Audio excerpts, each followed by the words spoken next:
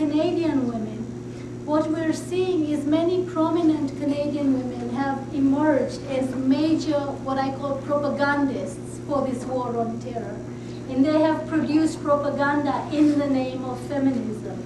And here I'm thinking about journalists, writers, filmmakers who claim to be feminists and who claim to be human rights activists and who are feminists of a certain kind and human rights activists of a certain kind. And I'm talking about activists who are both Muslim and non-Muslim, who have, I think, played a major role in legitimizing the war in Afghanistan in the name of saving Muslim women.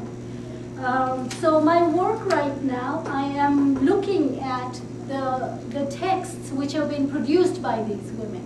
So for example, I'm looking at the journalist Sally Armstrong, who produced the documentary Daughters of Afghanistan.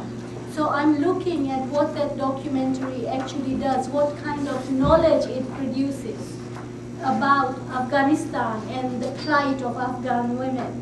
I'm looking at Irshad Manji as well, who of course has, gained international prominence, both for the book that she's written, The Trouble with Islam, and also the documentary that she has produced, Faith Without Fear, which was actually broadcast as part of the America at a Crossroads series.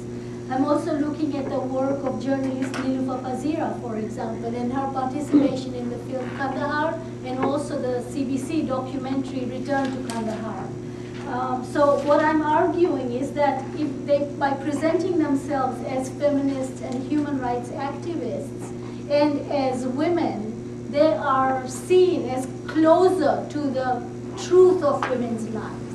And they have used that insider status to actually justify an imperialist war, imperialist aggression. And the ways I think in which they do it is their framing of what the war is about, I found, is not different from the Bush administration's framing of the war. Islam is a religion that gives rise to intolerance and violence. It sanctions the oppression of women. Muslim men are hyper-misogynist, they are hyper-violent, and the focus on issues like honor killings, that, in all of these feminist kind of documentaries, films, and books have actually justified that view. And they have also, I think, presented for the Muslim women who have participated in propagandizing the war, they have presented themselves as victimized by their own community and religion, and having found freedom in the West. So there's this kind of, the grateful immigrant scenario that gets played out. Very grateful for being in the West. The West is presented as a place of liberation and freedom, emancipation for women. And the harmful effect, I think, of this is not only in them kind of playing into an imperialist project, whether willingly or not, but also that they have shifted attention away from the inequalities that women experience in Western societies.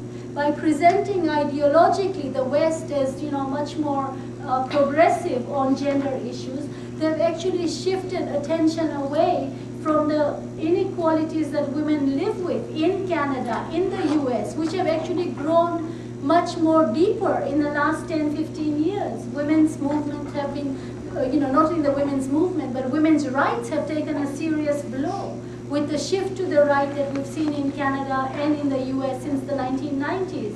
So what we have is the project that these women are participating in is not only supporting and defending imperialism, but it's also shifting attention away from the growing inequalities that women living in North America are experiencing, and the loss of rights and the increasing, loss of social entitlements, increasing poverty. They're shifting attention away from that.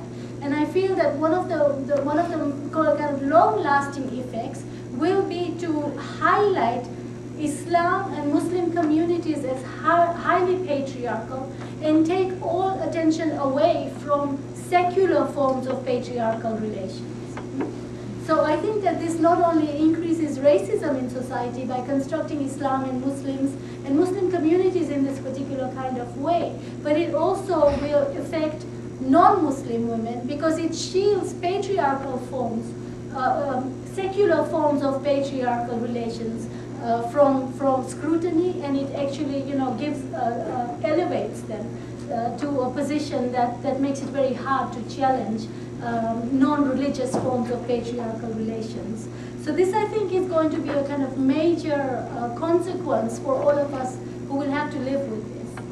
It's very common nowadays to try and raise issues about women's inequality in Canada, and the standard response is, well, you think it's bad here, go and live in Afghanistan. And this dismissal of the inequalities that women live with in secular societies, in a way, I think has been very, very damaging. And it will be very damaging to the women's movement in the long run. It will even be damaging to the kind of activism that these human rights activists and women's rights activists themselves are supposedly committed to. So I think that really needs to be paid attention to.